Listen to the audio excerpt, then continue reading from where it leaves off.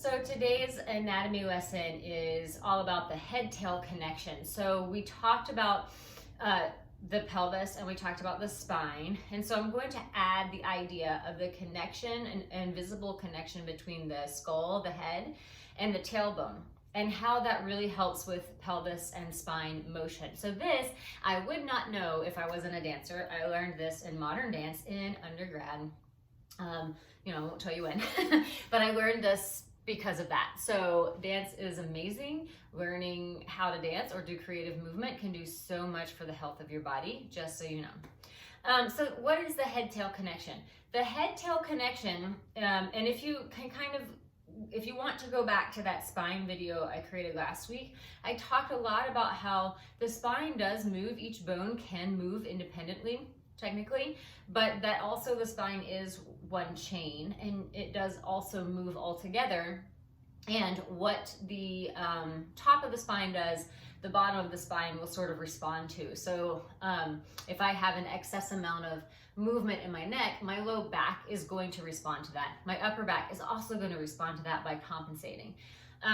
So it's really important that you focus on the health of the whole spine. And even if you're having low back pain or neck pain, you don't only worry about what the neck or low back is doing, you really look into all of it, okay? So the head-tail connection means that no matter what type of movement I'm doing with my spine, I have an invisible line that connects the crown of my head to my tail, yeah?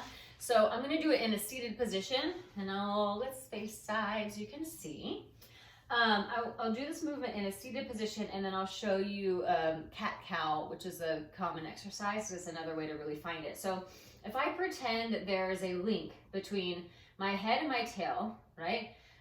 I don't ever just tip my head back to do motion, right? When my head goes back, I want my tail to move back with it. So I'm imagining them both going in the same direction when I'm arching here, right? Or if I'm rounding the spine, I want my head and my tail to go forward at the same time, right? So I really want to find that movement between both of those pieces. And when I do that, I feel my whole spine reacting and engaging. Now, yeah, I feel my abdominals engage a lot better, yeah? And then I feel my breath moving a lot better. So this is an easy way to find it in the seated position. So an image that I use a lot when I'm teaching is to think about the shape of a crescent moon, right? So your head is one tip of that crescent moon and your tail is the other tip. Yeah, and you don't stay in that one shape, you move it back and forth. But if you really imagine that crescent moon shape, and I do this in abdominal work too, right? So if I'm lying on my back, I think of that crescent moon shape. I think about what is my tailbone doing? I can maintain neutral pelvis here, create pelvic stability, curl my head up, and reach my tail at the same time. Now, when I'm curling, I'm not shortening my spine. Yeah? I'm actually elongating it. Again, finding space and health for those discs in between my spine bones and really engaging my abdominals. Now that, what I just did there is much harder doing one of those than doing 10 the other way. And it's better for you in the long run.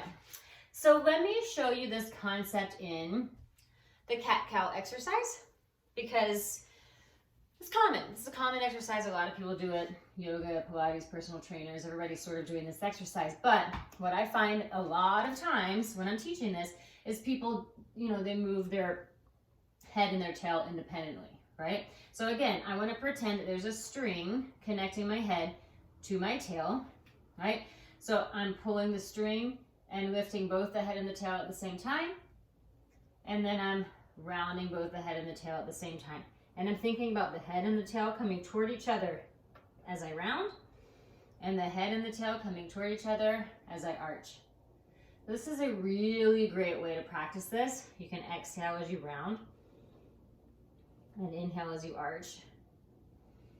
You could take it slow and steady, focus on the breath, and really see if you can find that connection between your head and your tail.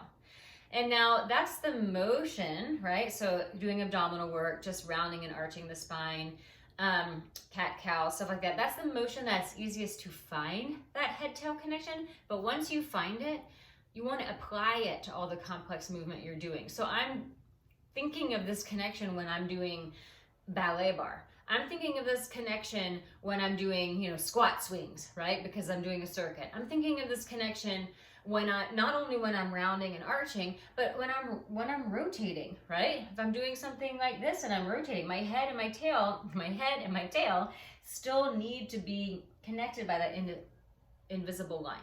Okay?